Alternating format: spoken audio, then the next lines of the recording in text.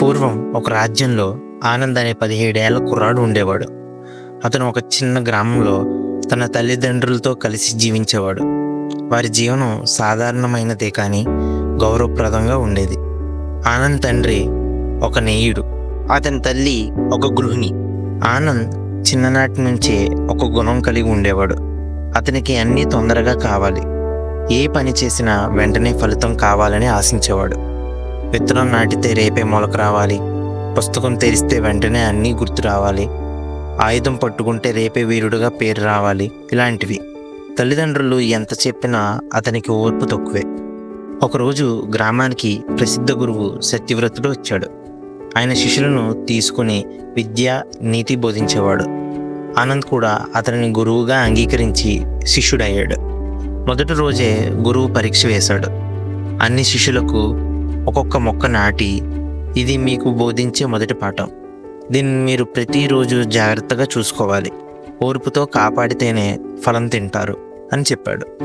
ఆనంద్ ఆ మొక్కలను నాటిన 3 రోజులు గడిచాక ఏ మార్పు కనబడలేదు. అతనికి అసహనం వచ్చేసింది. ఇది ఏమి మొలకే కాదు, వృధాకాలం అని అనుకుని నేలను తవ్వి చూడటం ప్రారంభించాడు. కానీ చిన్న విత్తనం పాడైపోయింది. గురువు గమనించి మృదువుగా అన్నాడు, బిడ్డ, నీకు ఓర్పు లేకపోతే ఏది పెరగదు. చెట్టు పెరగాలంటే సమయం కావాలి. నువ్వు లాగి చెట్టు పెరుగుతుందని అనుకోవడం పొరపాటు. ఆనంద్ తల వంచాడు. కొన్ని రోజులు గడిచాక గురువు మరొక పరీక్ష పెట్టాడు.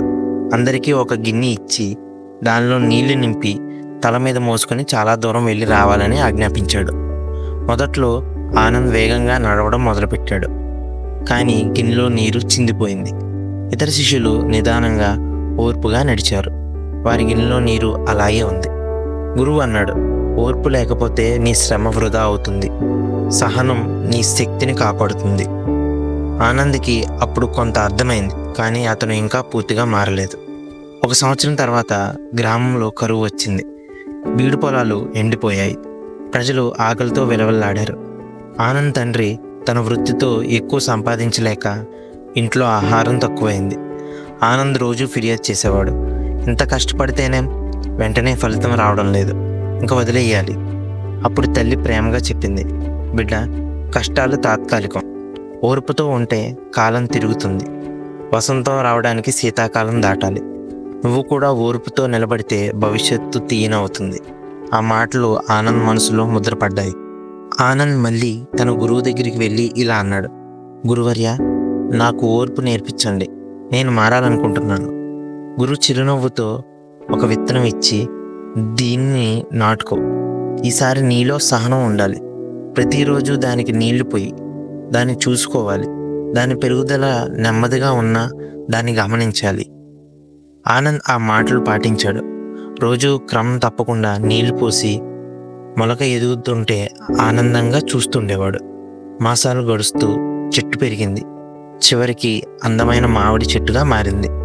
ఆ చెట్టులో మొదటి మామిడి పండు వచ్చిన రోజు ఆనంద్ కళ్ళల్లో ఆనంద బాష్పాలు పొంగాయి. నిజమే, ఓర్పు చేదు, కానీ దాని ఫలం ఎంత తీయనిది అని మనసులో చెప్పుకున్నాడు. తరువాత ఆనంద్ తన స్నేహితులకు కూడా ఈ పాఠాన్ని చెప్పడం ప్రారంభించాడు. ఏ పనినైనా తొందరపడి చేయకుండా ఓర్పుతో చేయడం నేర్పాడు. గ్రామంలో ఎవరైనా సమస్యలు ఎదుర్కొంటే ఓర్పు చేదు, కానీ దాని ఫలం తీయంతి అని ఆనంద్ వారికి ప్రోత్సహించేవాడు. ఆయన జీవితం మారింది.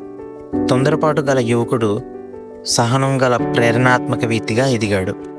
జీవితంలో ఎంత కష్టమైనా, ఎంత ఆలస్యమైనా ఓర్పు ఉన్నవాడు ఎప్పటికీ ఓడిపోడు. ఎందుకంటే ఓర్పు అనే విత్తనం నాటితే విజయమే తీయనైన పండుగ మొలుస్తుంది.